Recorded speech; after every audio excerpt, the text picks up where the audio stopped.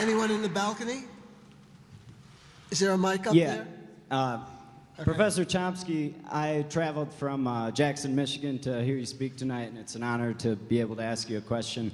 Thank you.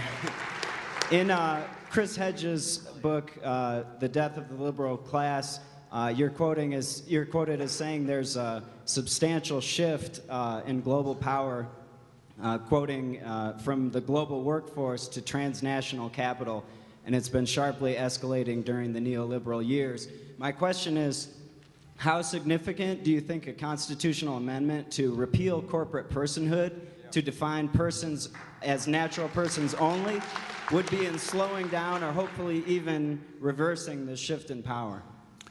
Well, you know, corporate personhood is a real scandal. Corporate personhood is an interesting doctrine. I mean, it goes back to the 14th Amendment, which is very, I'm sorry to bring up too much history, but this stuff is really enlightening. You go back to the 14th Amendment right after the Civil War. Its core principle is that no person can be deprived of rights without due process of law. Actually, there's something like that in the Fifth Amendment, but this expanded it. And the intention, of course, was freed slaves. It meant freed slaves cannot be deprived of their rights. Well, it was never applied to freed slaves. Almost entirely, it was applied to corporations. They're not to be deprived of their rights without due process of law. Over the years, the concept of corporate personhood became elaborated. It wasn't really established firmly until about a century ago. And it was not done by legislation. It was courts and lawyers. And incidentally, progressives were behind it. The progressives strongly supported it. Part of their support for what were called organic institutions over more important than individuals. So Woodrow Wilson and the rest. What it means is that the meaning of the 14th Amendment was expanded so that person included corporations.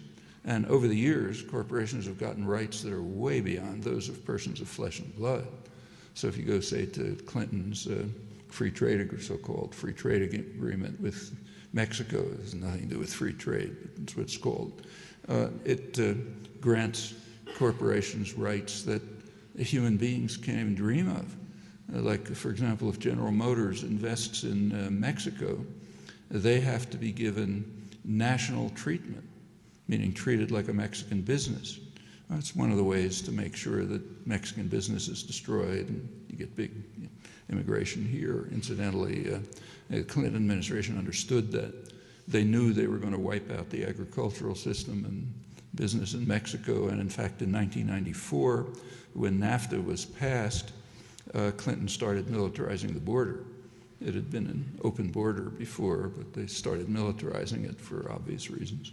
Well, that's the expansion. Of course, if a Mexican human being appears in New York and demands national treatment, we won't talk about it, but corporations have, these are among the rights that go way beyond persons. At the same time, the 14th Amendment was restricted. This concept that no person can be deprived of rights, if you take it common sense interpretation, it means that an undocumented alien can't be deprived of rights. Well, we can't have that. So the courts, in their wisdom over the years, have defined person so it doesn't include creatures of flesh and blood who don't have the right documents. Okay, so it's both, the concept's both been expanded and restricted, and that proceeds without any complaint from the originalists and so on and so forth. What about something added to that? What was added to that was in a Supreme Court case in the 70s, which determined that money is speech. Okay, so money is a form of speech. All of this stuff is incidentally supported by the ACLU and others, I should say. The free speech advocates support this. But what it means, you combine all of this, you get to Citizens United a year or two ago, which says that you can't infringe on the right of these persons, like, say, General Electric, to speak freely by spending as much money as they want to buy an election. I mean, that's the conclusion. And it was quite interesting to read the reasoning. So Justice Kennedy is the swing vote in Citizens United. His argument was, well, look, we give other corporations the right of freedom of speech, like CBS or the New York Times, so why should we deny it to, say, General Electric and Citigroup? It's an interesting concept. It means, of course, the reason why CBS and the New York Times were granted these rights is because they're supposed to fulfill a public trust. You know, they're supposed to provide honest, objective, informed analysis. I won't talk about how it's done, but that's the reason why they get this right. But that's gone. You know, Kennedy's swing argument just dismissed that. If they get the right, why shouldn't General Electric get it? So here you get a really serious blow at the foundations of democracy, and that's part of the reason why election costs are sure already ridiculous. They're going to the sky. So what about a constitutional amendment? Well, there's a problem with that.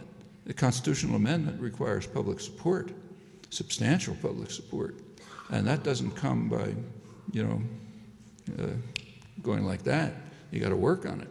So there has to be a lot of organizing and educational work to build up a major groundswell of support, which will call for restoring the 14th Amendment to what the words say. I should say that back a century ago, when corporate personhood was being established by courts and lawyers, there was a lot of objection to it, and the objection came from conservatives. The term conservative still exists, but not the category. Back in those days, conservatives, classical liberals, were people who believed in classical liberal doctrines. Now people talk about them, but they don't believe in them. And the idea that a corporation should be given personal rights is a major attack on classical liberal doctrines, which held that rights inhere in persons of flesh and blood, not collectivist legal entities established by state power. But nowadays, what are called conservatives have, shifted. Now they're called libertarians. I don't know why. It's nothing to do with that. So there is a conservative objection to it. And I think there's plenty of anti-corporate feeling in the country, but it's unfocused. It's confused, like almost everything in a very atomized society. So yeah, a constitutional amendment would be a great idea, I think, or maybe just legislation, but it takes an enormous amount of work to build up the popular support for it. That's the problem. Thank you.